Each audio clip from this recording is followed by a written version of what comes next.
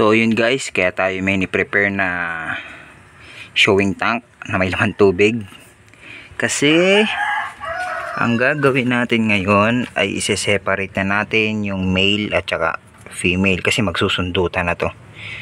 Ay pangit pag na-inbreed ang gapi, lalo na isang batch sila tapos mag-i-inbreed, pangit ang kalalabasan ng magiging anak. Kaya mas maganda kino-crossbreed or backbreed, ganun.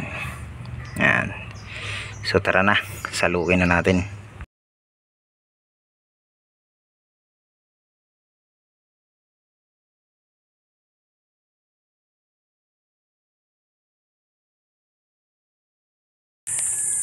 Yan. So yun guys, nakuha na natin lahat ano.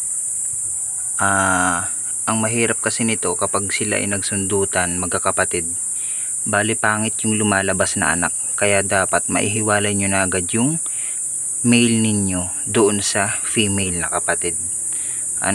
So yan sila lahat, sobrang dami na at pwede na talagang magkamero ng sundutang magaganap So yun lang, and sana may natutunan kayo doon. Sa mga gustong magtanong, i-comment nyo lang yung inyong itatanong, sasagutin natin.